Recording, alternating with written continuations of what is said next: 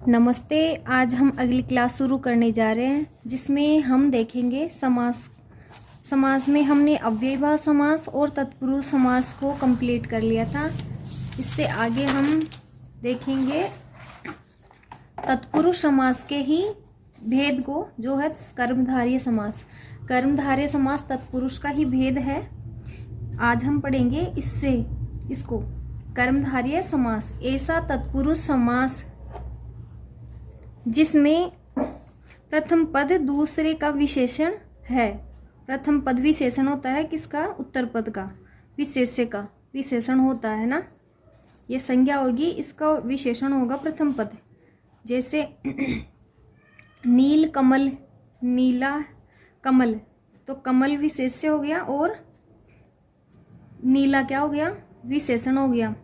नीलो उत्पलम, नीलम च तद उत्पलम। कृष्ण सर्प है, कृष्ण च असो सर्प, कृष्ण है, कृष्ण के समान काला क्या है? सर्प है। तो सर्प का विशेषण क्या हो गया? कृष्ण है, काला। नील कंठम, नीलम च तद कंठम, कंठ कैसे हैं? नीले हैं। पीतांबरम, पीत च तद अंबरम, अंबर, अंबर कैसा है? पीला है। घन श्याम है, घन इव श्याम, श्याम कैसा है? घन के समान है। दुग्ध धवलम, धवलम, दुग्ध इव धवलम, दूध के समान सफेद। किम राजा, कुत्सित राजा। चराचम, चराचम, चरम च अचरम च। द्विगु समास, द्विगु समास होगा, इसका पूर्व पद संख्यावाची होता है। कैसा होता है? द्विगु समास का पूर्व पद संख्यावाची होता है। जैसे पंच पात्रम, पंचानाम पात्राणाम समाहार है, 5 पात्रों का समूह है। त्रिभुवनम, त्रयाणाम भुवनानाम समाहार है, 3 भवनों का समूह है। 10 मूलम, दशानाम मूलानाम समाहार है। अष्टाध्यायी, अष्टानाम अध्यायनाम समाहार है। पंचवटी, पंचानाम वटानाम समाहार है। पंचकुमारी, पंचानाम कुमारीणाम समाहार है। ठीक है, इस प्रकार से द्विगु समास हो जाएगा, जो कर्मधारय का एक प्रकार है। ठीक है, तत्पुरुष समास का प्रकार है कर्मधारय और कर्मधारय का है द्विगु समास। आगे है द्वंद्व समास, तीसरा समास। पहला है अव्ययीभाव समास, दूसरा है तत्पुरुष समास और तीसरा है द्वंद्व समास। द्वंद्व समास में दोनों पद या सभी पद प्रधान होते हैं। क्या है? द्वंद्व समास में दोनों पद या सभी पद प्रधान होते हैं। विग्रह करते समय पदों के बीच में च लगता है। द्वंद्व समास के 3 भेद होते हैं, इतरेतर द्वंद्व, समाहार द्वंद्व और एक शेष द्वंद्व। अब हम देखेंगे इतरेतर द्वंद्व को। इतरेतर द्वंद्व, इसमें दोनों पदों की प्रधानता होती है, दोनों पदों का अलग अलग अर्थ होता है। समस्त पद बनने पर द्विवचन बन जाता है। यदि 2 से अधिक पद हो तो समस्त पद बनने पर बहुवचन बनता है। जैसे राम कृष्ण, रामः च कृष्णः च। सीता रामो, सीता च रामो च। धर्मार्थ काम मोक्षः, धर्मश्च अर्थश्च कामश्च मोक्षश्च। आगे है पुण्य पापे, पुण्यम च पापम च। पुत्र कन्ये, पुत्रः च कन्या च।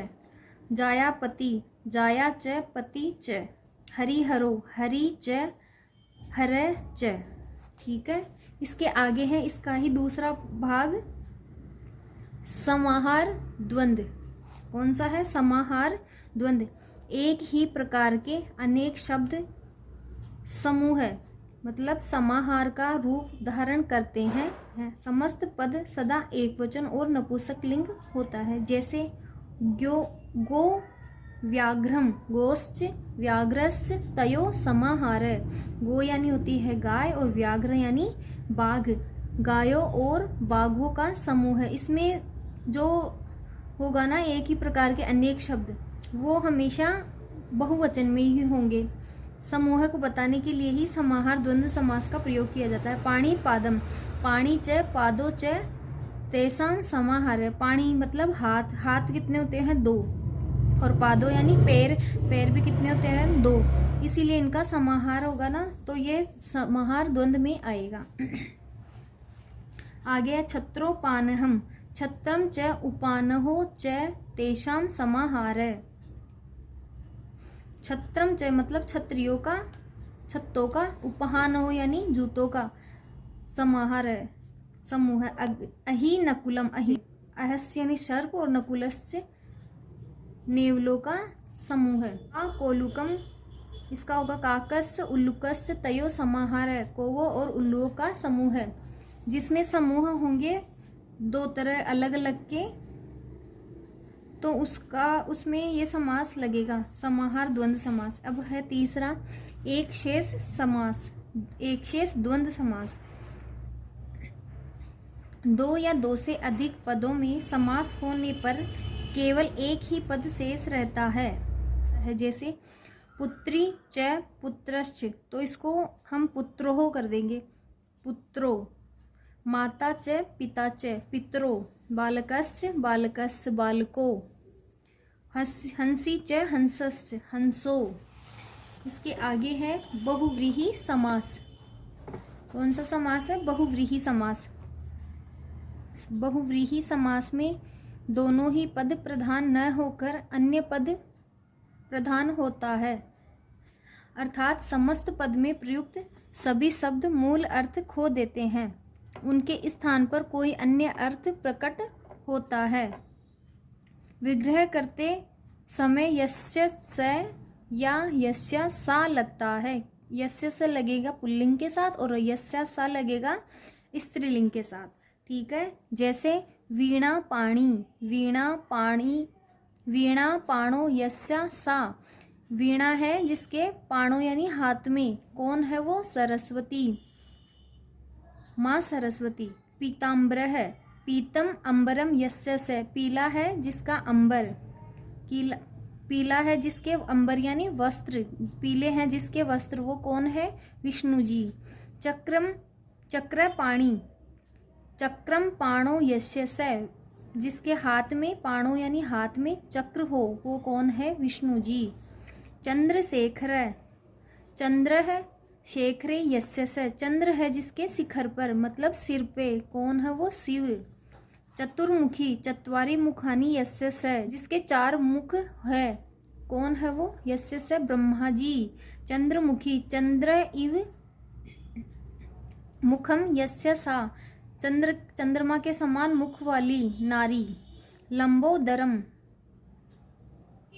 लंबम उदरम यस्य से। कौन है जिसके लंबे उदर है, वो कौन है? गणेश जी। नीलकंठ है, नील है कंठ यस्य से। नीला है जिसका कंठ, कौन है वो? शिव जी। ठीक है, तो अब हमने समास कंप्लीट कर लिया है। इसके आगे हम देखेंगे समास कितने होते हैं? 4 होते हैं। अव्ययी भाव समास, तत्पुरुष समास, द्वंद्व समास और बहुव्रीहि समास। अब ये जो तत्पुरुष समास है ना, ये जो तत्पुरुष समास है ना, इसका ही एक रूप होता है कर्मधारय, और कर्मधारय का एक रूप होता है द्विगु समास। अब अव्ययी भाव समास होता है ना, उसका तो पहला पद प्रधान होता है। तत्पुरुष समास का होता है जो दूसरा पद प्रधान होता है। द्वंद्व समास होता है जिसका दोनों पद प्रधान होते हैं। और एक है बहुव्रीहि समास जिसका कोई भी पद प्रधान नहीं होता, अन्य पद ही प्रधान होता है। ठीक है, तो ठीक है, आज की क्लास में हम इतना ही करेंगे। इससे आगे हम अगली क्लास में देखेंगे नया टॉपिक। और अगर आपको मेरी वीडियो अच्छी लगी हो तो प्लीज़ लाइक, शेयर और कमेंट करें। और अभी तक आपने मेरा चैनल सब्सक्राइब नहीं किया है तो प्लीज़ चैनल को सब्सक्राइब करें। धन्यवाद।